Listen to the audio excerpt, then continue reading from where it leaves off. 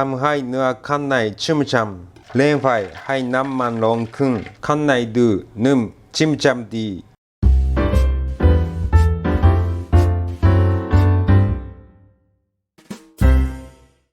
はいこんにちはสวัสดีครับผมเชฟโชครับ น้องโกค่ะ มีคนรีเควสต์มาให้ทำไก่คาราเกะครับ คาราอาเกะนะคะ ไม่ใช่คาราโอเกะ ฮะ อันนี้เป็นส่วนผสมครับสะโพกไก่醤油砂糖น้ำมันงา金箔プラグกระเทียมพกเปลือกไข่ไก่แพนเค้กเป็นมันฮ่องกงครับทำซอสหมักไก่ครับ醤油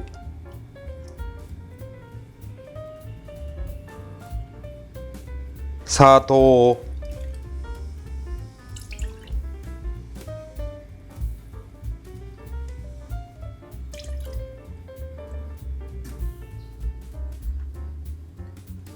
น้ำมันงาขิงป่น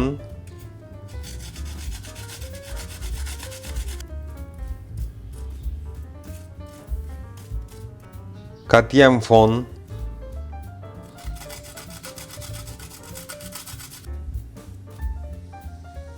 โอเคเรียบร้อยเตรียมเนื้อไก่กันครับเอากระดูกออก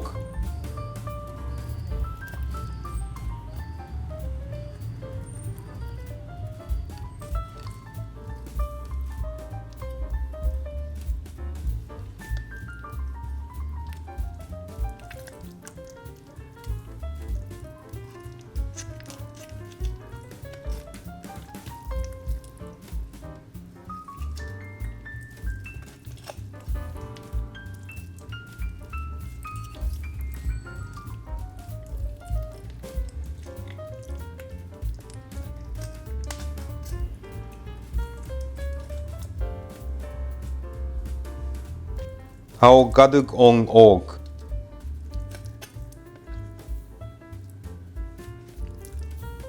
มันไก่เรือนนี้ทำให้เหม็นขาวครับ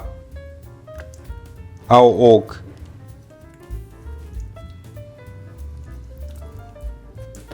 เอาหนังส่วนเกินออก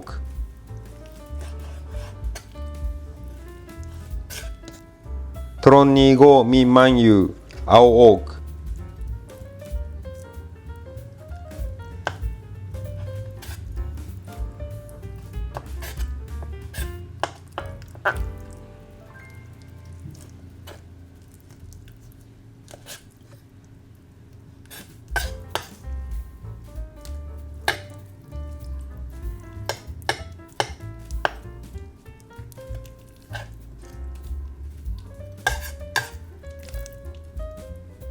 ตรงนี้มีเลือดอยู่เอาออกครับ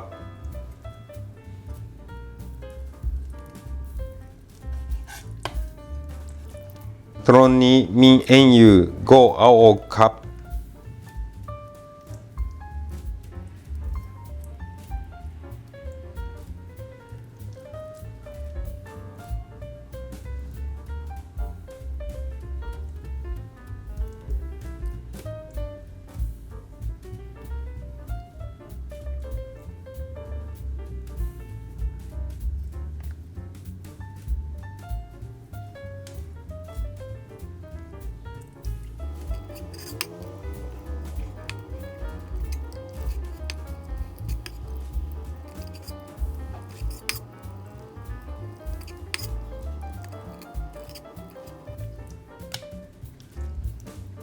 ประมาณนี้ครับซับน้ำครับ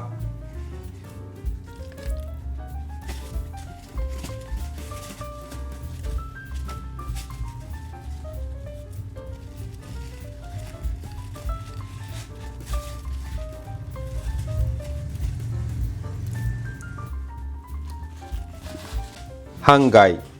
คาราเกะจะหั่นชิ้นใหญ่ครับทำให้เนื้อข้างในชุ่มฉ่ำถ้าสะโพกชิ้นเล็ก ก็หั่นประมาณครึ่งหนึ่ง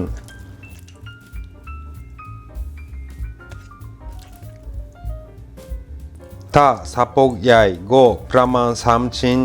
ฟันบาง1ชิ้น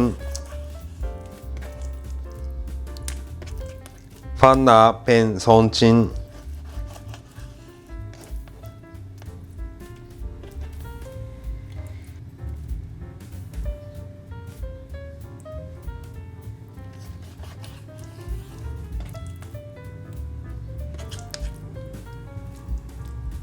หมักไก่ครับ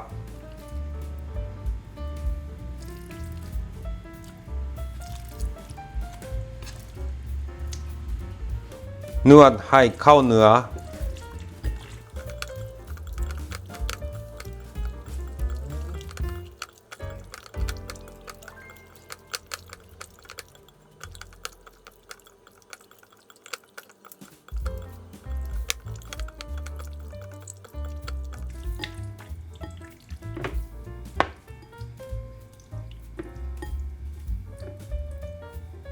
โฮรับให้แบบเนื้อไก่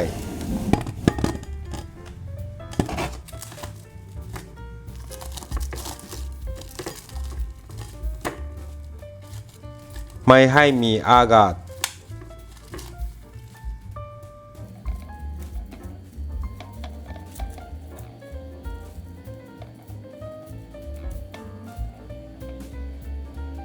แช่ตู้เย็น30 นาทีครับ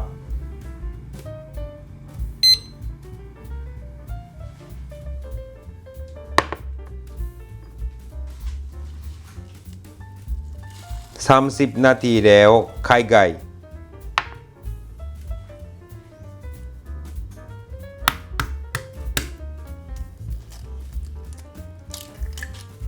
เอาเลือดออก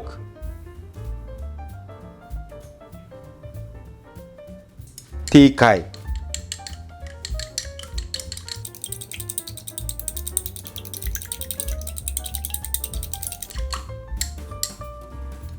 ใส่ลงไปครึ่งฟอง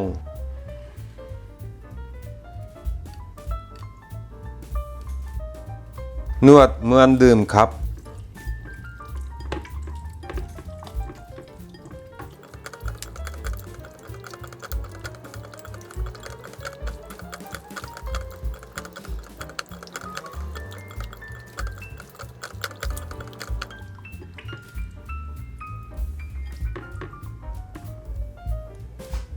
โฮรับเหมือนเดิม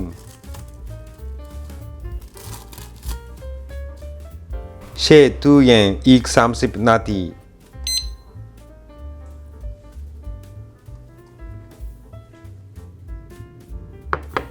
30 นาทีแล้วสับเนื้อไก่เบาๆครับ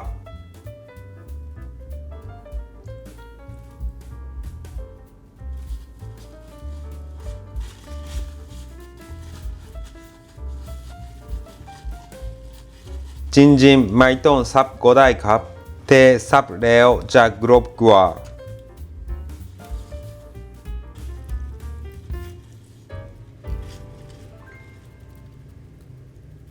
แพนเค้กกับแป้งมันฮ่องกงผสมกันแพนเค้ก1 ส่วนแป้งมันฮ่องกง2 ส่วน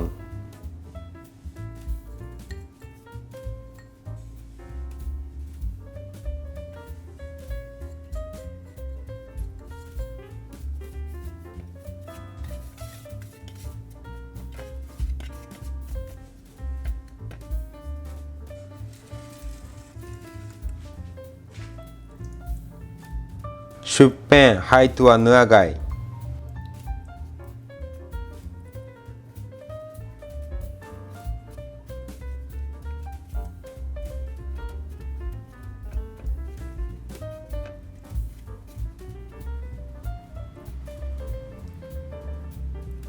ดึงหนังไก่ให้ถึงสวยปัดแป้งส่วนเกินออกครับ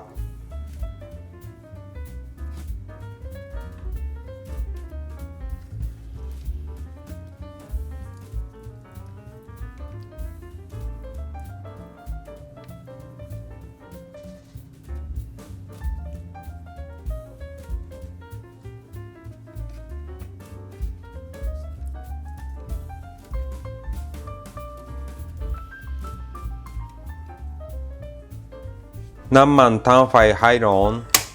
วันนี้ผมใช้น้ำมันรำข้าวครับใช้เทอร์โมวัดอุณหภูมิด้วยพอน้ำมันร้อน170องศาแล้วใส่ไก่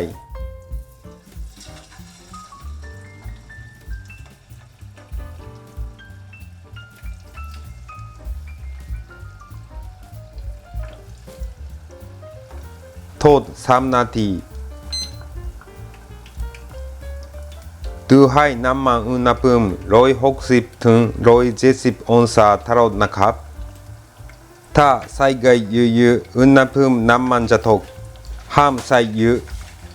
ไม่ต้องยุ่งกับไก่จนกว่าเป็นจะแข็งตัวครับพอเป็นเริ่มแข็งตัวใช้ตะเกียบแยกไก่ที่ติดกันออก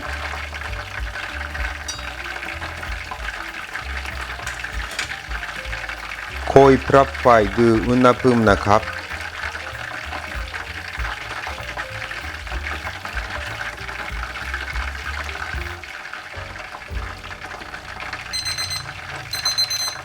3 นาทีแล้วเอาขึ้น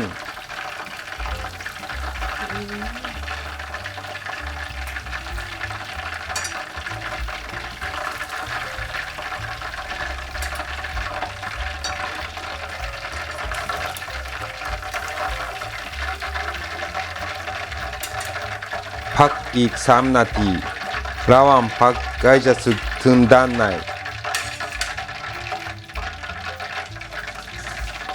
อันนี้ผมทอดที่เรือโต3 นาทีพอดี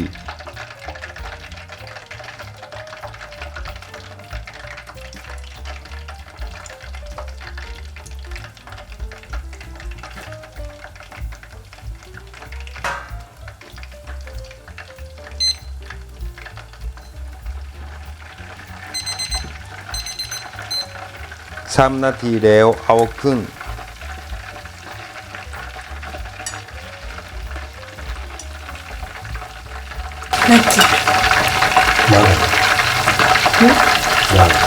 ซ่าそうだよ。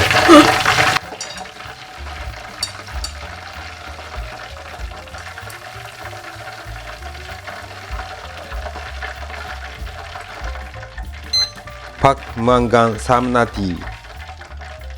เร่งไฟให้น้ำมันลงขึ้นระหว่างพักความชื้นจะออกมาจากไก่ก็ทอดซ้ำอีกรอบครับน้ำมัน180ถึง190องศาทอด1 นาที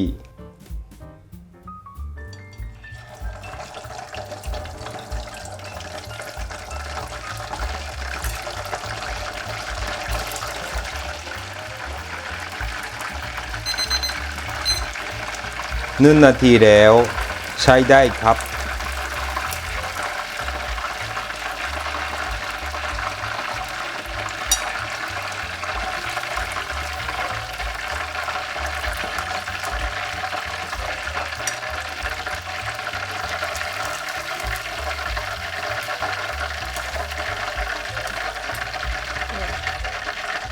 一緒でしょ。全然違うわไก่ที่เรือก็ทำแบบเดียวกันครับ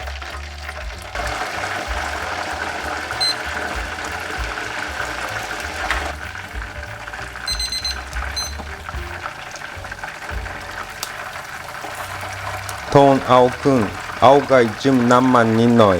จะไม่อมน้ำมันครับ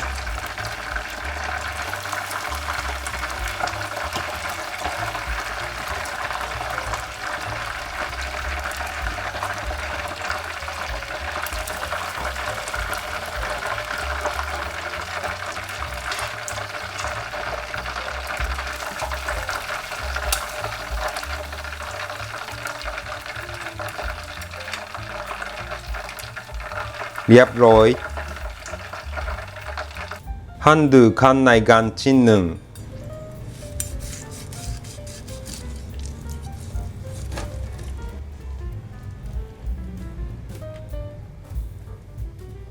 ข้างในดูนุ่มจิ้มจำดีจัดจ้านกันครับ กรัมปรีฟอย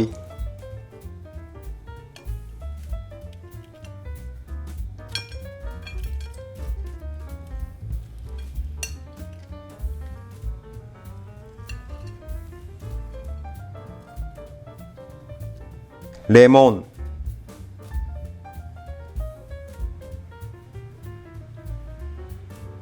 ไก่คาราเกะได้เร็วครับ โอ้ ให้กินเลย いただきます ชิ้นใหญ่มาก อ่ะ ต้องบีบเลมอนก่อนใช่ไหม ใช่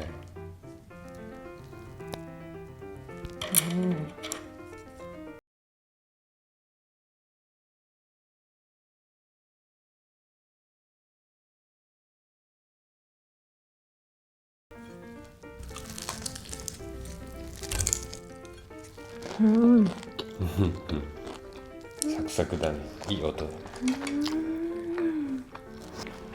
ดีมาก อร่อย หนังกรอบมาก ข้างนอกกรอบแล้วก็ข้างในแบบว่า ชุ่มฉ่ำอ่ะ จูชี่ ジューシー。 ชุ่มฉ่ำแล้วก็รสชาติกำลังดีหมักเข้าเนื้อเลยอ่ะ มีกลิ่นของขิงนิดๆนะคะ ช่วยตัดเลี่ยน ใช่ กำลังดีเลย เสียอย่างเดียวเนี่ยちょっとダメなことはあるけど、冷たい飲み物あれば ถ้ามีเครื่องดื่มเย็นๆนี่นะเพอร์เฟกเลยแต่ไม่มี โอเคทุกคนลองทำดูนะครับขอบคุณครับありがとうございましたバイバーイ